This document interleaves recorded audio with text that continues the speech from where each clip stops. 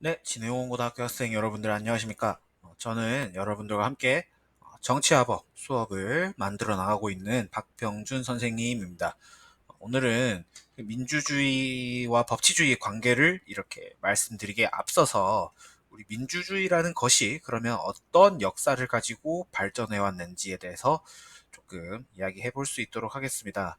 일단 민주주의와 법치주의의 관계를 알기 위해서는 일단 민주주의에 대한 이해부터가 있어야 할 것 같아요. 그리고 동시에 민주주의의 발전에 힘입어서 그 속에서 법치주의가 어떻게 나오게 됐는지 이렇게 맥락을 파악해야 할 것 같아서 이 시간을 한번 가져봤습니다. 현재 저희 천재 교과서에는 민주주의의 역사가 담긴 내용이 들어가 있지는 않고요. 하지만 상당히 중요한 내용이기 때문에 여러분들이 한번 좀 집중을 하셔서 좀 들어주셨으면 하는 바람이 있습니다.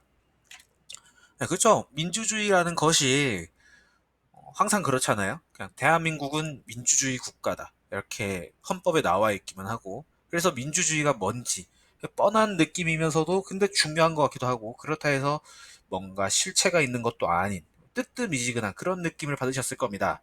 그래서 제가 일단은 이 민주주의라는 것이 어디서부터 나왔는지부터 한번 차근차근히 알아볼 수 있는 시간을 가져볼 테니까 걱정하지 마시고 네, 한번 찬찬히 한번 보도록 하겠습니다. 일단 고대입니다. 고대. 고대 상당히 옛날인데 민주주의가 항상 어디서부터 시작이 되었냐 하고 물으면은 대부분의 어떤 학자들은 이곳을 얘기합니다. 그리스 아테네요. 그리스 아테네는 그 당시에 폴리스라는 어떤 조그마한 형태의 조직 도시로 이렇게 이루어져 있었죠. 구성원들이. 그 속에서 어떻게 했냐면은 모든 그 폴리스에 있는 성인 남성들이 저런 어떤 신전 같은 곳에 모여가지고 광장 같은 곳에 모여가지고 자신들이 어떤 정치적 의사결정을 했다라는 거죠. 그런 의미에서 고대 아테네 같은 경우에는 직접 민주정치가 발달했다라고 얘기를 합니다. 하지만 제가 이 앞에다가 지금 뭐라고 붙여놨죠? 그렇죠. 제한적인이라는 표현을 붙여놨죠. 왜냐하면은 방금 이제 민감하게 제 이야기를 들으신 분들은 기억하시겠지만 성인 남성이라고 표현을 했습니다. 이 말에는 여성, 그리고 외국인, 그리고 노예 등은 포함되어 있지 않다라는 전제를 하고 있는데요. 이렇게 특히 이제 그 국내에 살고 있는 여성들을 배제했다라는 이유 그 자체, 그리고 신분제로 인해서 노예라는 어떤 사람들을 정치적 의사결정에서 배제하는 형태는 우리가 현재 말하고 있는 진정한 민주주의랑은 다르죠. 그렇기 때문에 제한적인 직접 민주정치라고 우리가 표현을 하는 겁니다. 이해하셨기를 바라고요. 그렇게 해서 이제 점점점 넘어갑니다. 뭐 그리스 망하고 뭐 로마가 이렇게 번쩍 떴었다가 망하고 뭐 프랑스 기타 등 영국 등등의 중세 시대로 넘어가는데 그 당시에는 민주주의 암흑기, 민주주의 흑역사라고 말씀드릴 수 있을 것 같습니다. 위에 보시면은 다양한 흑역사를 가지고 있는 사람들이 나오고 있죠. 우리 김수현 씨, 그리고 여러분들 세대는 아실지 모르겠지만 채연이라는 가수가 있고요. 이거는 접니다. 예전에 아주 20대 초반 때 이렇게 어딘가 여행을 가기 전에 찍었던 사진인데 이게 정말 아직까지는 제 사진첩에 있는 게 상당히 흑역사 같아가지고 한번 들고 와봤습니다. 어쨌든 간에 중세시대는 민주주의의 어떤 암흑기였다. 즉 그 말은 민주주의가 그닥 발달하지 않았다라는 뜻이겠죠. 제 얼굴 자꾸 나오니까 좀 화가 나네요. 바로 넘기겠습니다. 왜 암흑기였냐고 얘기를 하냐면은 그죠? 지금 보시면은 아주 머리 뽀글뽀글하신 분들이 있어요. 딱 봐도 누구? 그렇죠. 왕족이죠, 왕족. 그 당시에 왕족. 왕족인데 여기서 뭐라고 있어요? I am a god 이렇게 표현을 하고 있죠. 그 당시에 이 사람들이 결국 신이었던 거예요. 그래서 흔한 말로 왕권 신수설이라고 표현을 한다라는 거죠. 왕의 권리가 누구에게로부터 받았다? 신으로부터 받았다. 그렇기 때문에 내가 권한을 권력을 신으로부터 받았으니까 나 또한 신이라고 우기는 어떤 아주 이상한 논리라고 할 수 있죠. 그래서 절대 왕정이 생겨났었고요. 뭐 두말할 거 없이 이제 뭐 장원이라는 어떤 경제 체제 하에서 영주와 농노 같은 것들이 있는 신분제 사회였다라는 점도 이 중세 시대는 상당히 민주주의랑은 거리가 멀었다라고 말씀드릴 수 있을 것 같습니다. 자, 그렇게 넘어가요. 중세 시대가 계속 넘어가고 한데 이 사람들이 해도 너무한 거죠. 그래서 근대에는 어떤 일들이 일어나냐면은 그죠? 시민혁명, Civil Revolution이라고 하죠. 발음 주의하셔야 됩니다. 시민혁명이 일어나기 시작했어요. 이 사람들이 과도한 폭정으로 인해서 일반 시민들이 더 이상 못 살겠다가 되어버린 거죠. 그래서 뭐 여기 나와 있는 것은 프랑스의 바스티유 감옥 사건이 을 그려놓은 것이고요. 제가 알기로. 그리고 오른쪽 같은 경우에는 이제 영국의 명예혁명 같은 어떤 사건으로 알고 있습니다. 찰스를 폐위시키는 모습이 나오는 것 같고요. 그래서 이 당시에는 왕권에 맞서서 이제 시민들의 어떤 자유권이라 하죠. 자유라던가 뭐 인간으로서의 존엄성 같은 것들이 보다 더 중시되기 시작했었던 그런 시기라고 여러분들이 좀 받아들이시면 좋을 것 같습니다. 그래서 중세를 넘어선 근대의 어떤 민주주의 같은 경우에는요, 입헌군주제가 성립되기 시작한 시점이라고 보시면 되겠습니다. 입헌군주제? 어? 앞에서 말했던 군주란 건 군주제니까 이것도 뭐 전제정치, 뭐 독재정치 이런 거 아니냐 하시는 분들이 계실 수 있는데 정확하게 하셔야 되는 게 군주가 존재는 해요. 존재는 하지만 무엇에 입각해서 권력이 제한되냐면은 헌법에 입각해서 군주의 권력이 제한된다라는 표현으로 받아들이셔야 됩니다. 다시 군주가 있기는 해요. 하지만 헌법에 입각해서만 권력을 행사하고 헌법을 넘어서는 형태의 권한은 행사할 수 없다라는 것이 이 입헌군주제의 참된 의미가 되겠습니다. 그래서 영국이 최초의 입헌군주제 국가였던 것이죠. 시민혁명을 거쳐서요. 그죠? 그리고 두 번째로 대의제, 즉 간접 민주주의가 발달을 하게 됩니다. 이 시민혁명 등을 통해서요, 기본적으로 의회 중심의 어떤 정치가 발달하기 시작해요. 의회 중심의 민주주의. 그러니까 고대에는 완전 직접 민주주의였지만 제한적 형태의 직접 민주주의였다 말씀을 드렸고 중세는 절대 왕정 그리고 그 절대 왕정을 넘어서서 근대 시민혁명 때에는 의회 중심의 입법부 국회 대한민국으로 현재 대한민국으로 말하자면 국회 같은 거죠. 국민들이 선출한 대표가 간접 민주주의를 펼치는 것이 이때부터 발달을 했고요. 어, 드디어 나옵니다. 법치주의라는 표현이 나오기 시작했어요. 법에 입각하여서 통치를 당하는, 그죠? 죄송합니다. 통치를 당한다기보다는 법에 입각해서 그 어떤 대표자의 권력을 제한하는 법치주의가 나오기 시작합니다. 무엇을 위해서요?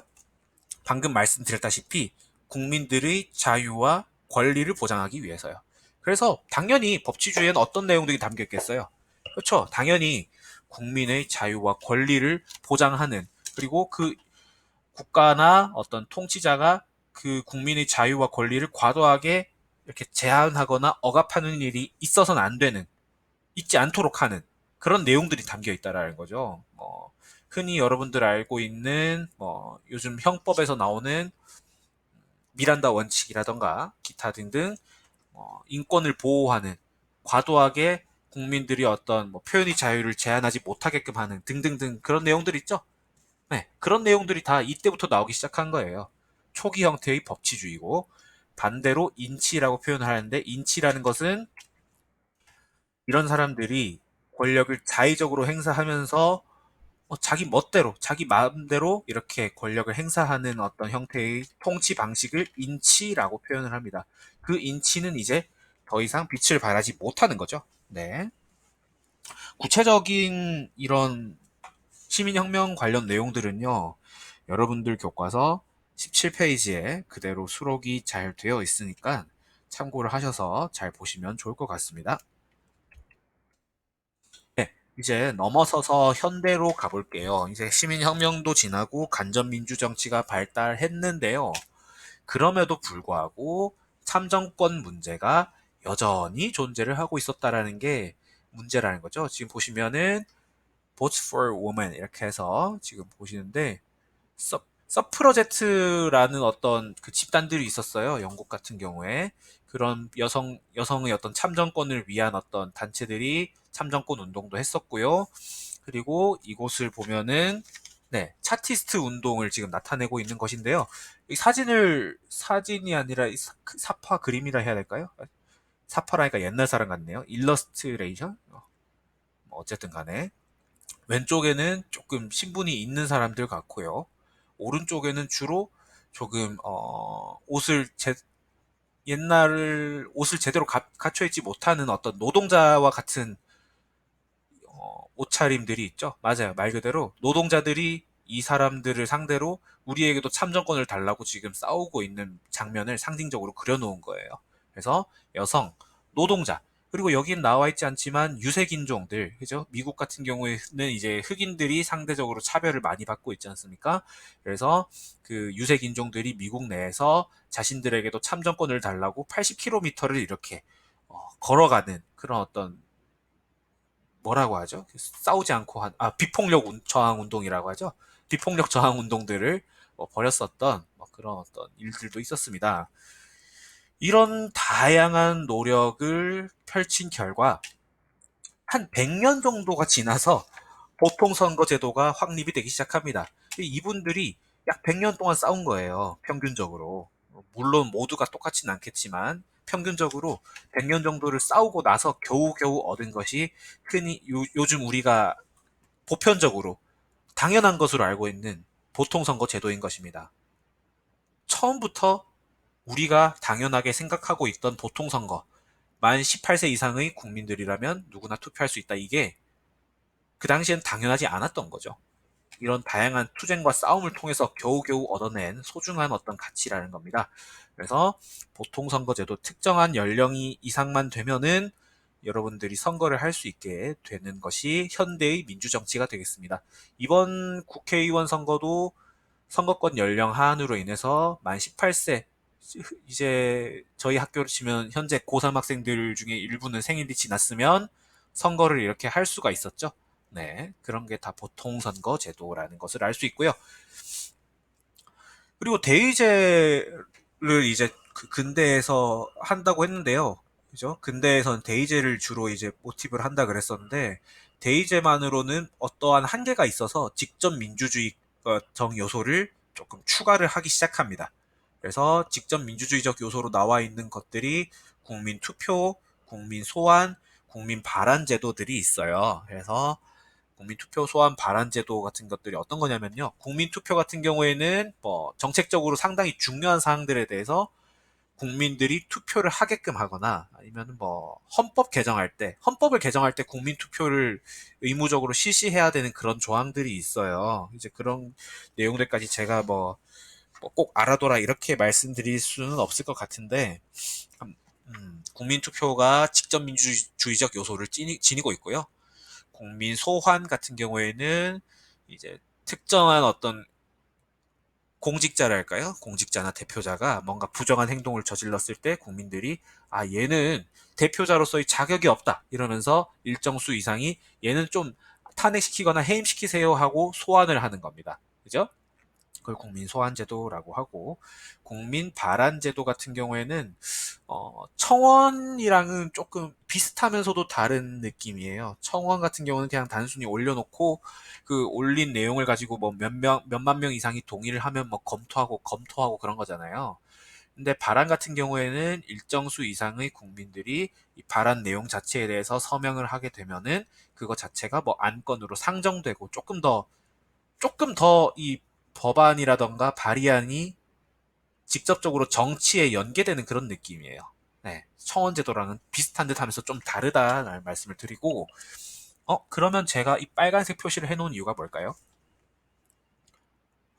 눈치 빠른 친구들은 아실 겁니다. 이 세 가지 형태의 직접 민주주의 제도 중에서 대한민국에서는 국민투표제만 명시적으로 허용을 하고 있습니다.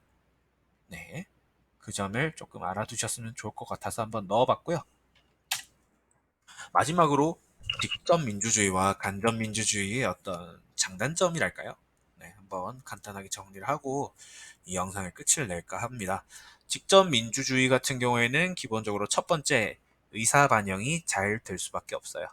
그죠? 모든 사람들이 의사를 잘 반영하는 거죠. 최대한 많은 사람들의 의견을 수렴하는 거잖아요. 하지만 이런 경우가 있죠.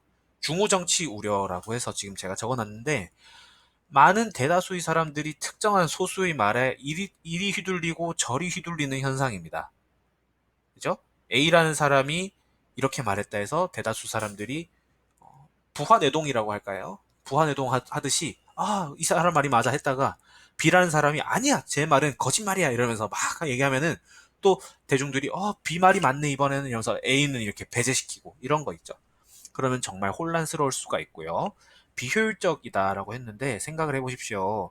뭔가 청와대나 국회에서 어떤 사건을 예를 들어 코로나 사태에 대해서 사회적 거리두기를 유지해야 되는지 말아야 되는지를 결정해야 되는데 그거 매번 국민들 5천만 이상 국민들한테 물어보고 있다 생각을 해보십시오. 그죠?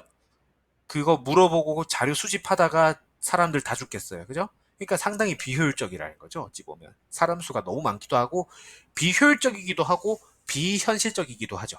모든 사람들의 의견을 반영하는 게. 네. 그래서 이제 간접민주주의가 나온 것인데 효율적이죠. 상대적으로. 그죠?